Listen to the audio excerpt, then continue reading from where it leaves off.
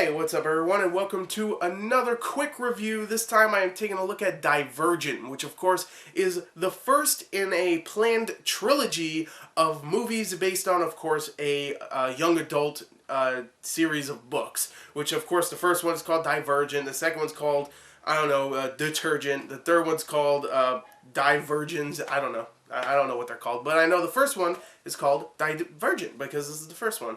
And this is a new, of course, phenomenon. It's been making a lot of money. It's going to be, I guess, the new, I don't know. I can't say new Hunger Games because that's still a thing. I guess it's just the new, I don't know, new fad. There you go. It's a new thing. It's a new thing to get posy vibes about. So, of course, Divergent came out. It made a lot of money. What did I think of it? Let's talk about it. I'm just going to tell you this straight up. I thought this movie was going to be bad. Like, really bad. The trailers just did not help at all. I thought it looked extremely generic. There was no action in it that made me go, ooh, that looks cool. There was no acting in it that made me go, ooh, that could be, that could be decent.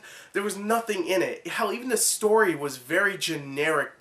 It was presented as a very generic story. Like, it's a girl who finds out she's special and she has to overthrow a government which is, very ruthless or something like that. And of course there's a resistance. It seemed very generic. So I was really going into this movie with low expectations. I was actually not even going to go see this film, but of course I was like, alright, fine.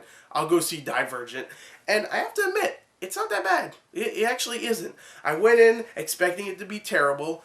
Maybe with some better acting than usual. I mean, it had Kate Winslet, Shailene Woodley, who I heard was really good in Spectacular Now. It had a few other actors like Rafe Stevenson, who I really like. So I had some decent actors, but that doesn't mean it was going to be a good movie. Hell, Kate Winslet was in movie 43. We know how good that movie was, right? So I'm very surprised to say that it was actually a pretty decent film. There was actually some really good action, some very well shot just scenes, some really good cinematography. It's not a big, like, action blockbuster. No, it's not a Michael Bay film where shit's blowing up every 5 seconds. But there's actually some really good, very intense scenes of action. And then when it gets to the dialogue, it's not great. It definitely isn't. But the acting is good enough for me to believe in the characters. Shailene Woodley plays Triss in the movie, and she's actually a really likable character. I really liked her in the film. I've never seen any other movie with her in it. I didn't see Spectacular Now. Sorry. But she's actually a really good actress, and she's really good as the lead character here. Theo James, who I've only seen in that last Underworld movie, is actually really good in this as well. I was expecting him to be terrible, but he was actually really good as Four, pretty much the love interest in the film. And he's actually kind of badass, pretty good actor for the most part. Huge lips. I'm just going to say that right here. I don't know. I know that sounds kind of gayish for me to notice that, but I'm sorry. If you look at the film and you watch it, you'll realize that motherfucker's lips are huge. I don't know. Sorry. Hey, sorry. I noticed that. But anyway, he was really good in the film. Kate Winslet is barely in the film, but when she's there, she's doing a good job like the usual. And everybody else does a good job as well. There's no real bad acting here at all. Maybe some supporting actors don't do that amazing, but again, they have like really small roles. Like Mekhi Phifer, he's barely in the film, and he's just okay.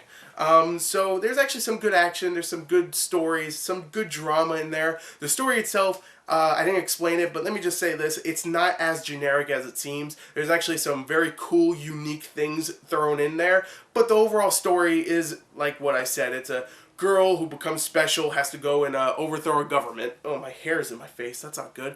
But it's still entertaining for the most part. There's some pacing issues. Like there's a part like an hour and a half into the film where it's very slow. It's showing this girl's training and stuff, and then out of nowhere it's just like, oh, we have to wrap this movie up. So it feels like it's going really quick through the rest of the story. I don't know, that's what I felt. And it's still not amazing. Like I said, the dialogue isn't that great. There's some scenes that do drag on. And there's some parts in the film that, I know it's the first movie in a planned trilogy, but there's some things that they left unexplained. I know it's a first in a trilogy, and there's definitely going to be a second one, but I thought it was kind of lame that they still didn't explain some stuff. So overall, I thought Divergent was actually not too bad. It wasn't great, but hey, I'll definitely go see the second one. I thought the first one was okay. So I'm going to give it a 27 out of 40. I actually did enjoy it quite a bit. So there you go. There's my review for Divergent. I hope you enjoyed it. Thank you and goodbye.